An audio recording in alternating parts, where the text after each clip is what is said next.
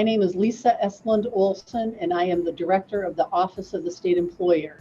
The state employer's job is required by the Constitution of Michigan, and we oversee the collective bargaining process for the state's unionized workforce and the CCP process for the non-exclusively represented employees who are the NERIs in state government. We also oversee the grievance processes for departments and arbitrations. We do reasonable accommodation training for all the departments.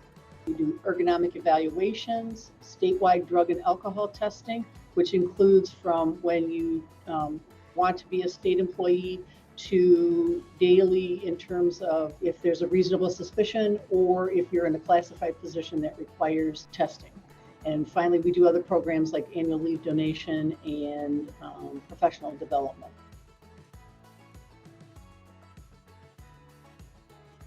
For me, it always means evaluating myself in terms of how effective I am in working with others. If you don't have the ability to evaluate how you're doing compared to the people that you're working with, then you need to be evaluating yourself and how you can make changes that allow you to keep moving forward and doing what you need to do. I also think that you need to meet people where they are in terms of their professional experience. So you've always got people who are brand new, and you have people who are more experienced than you are.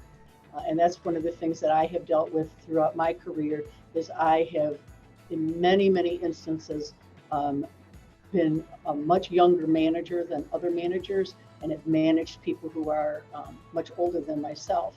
And how do you make everybody comfortable in that situation? So you have to meet people where they are and make them feel like they're an important part of the conversation, because in state government, you can't get things done without everybody. And that means everybody who's at the table needs to have an opportunity to talk.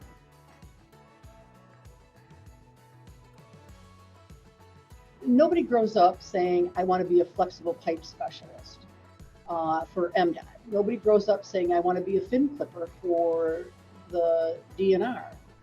Nobody grows up saying, I want to be a bovine tuberculosis veterinarian for MDAR.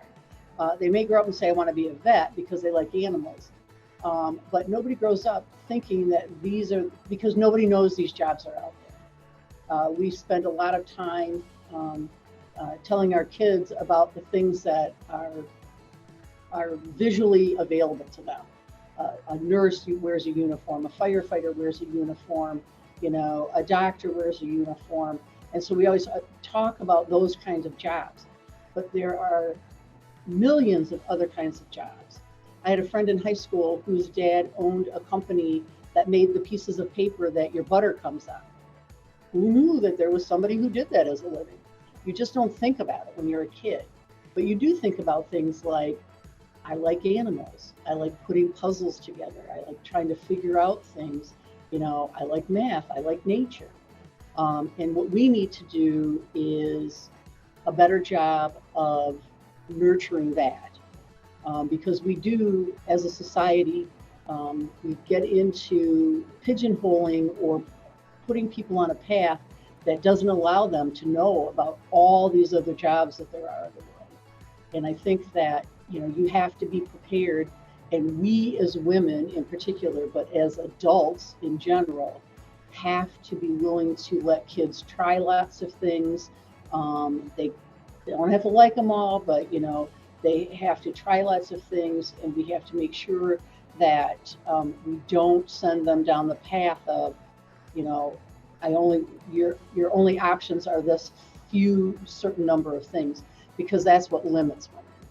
And I think that we still, to this day, do not do a good job of telling women about all the opportunities that are available and making sure that math and science is something that they, are, if they're interested in it when they're young, that they can stay interested in it when they get older.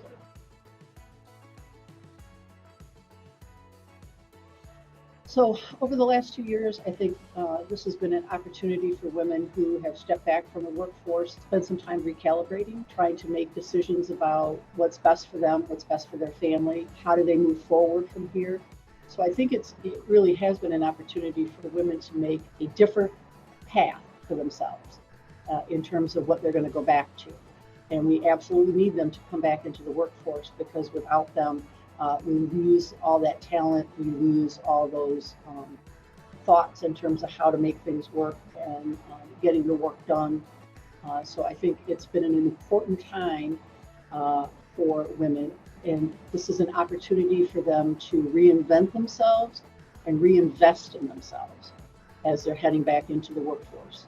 And I think that they do that by looking at what do they need to do to upskill from the job sets that they've had in the past, and what is it that they want to do going forward, and how do they get there.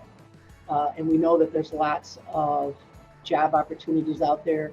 We also know that there are lots of programs out there that will help them get there. There's financial help for them. There is classes that they can take that can be quick for them to be able to move up and move into a better position. And I think that we need to spend more time and get the media to spend more time on what those opportunities are.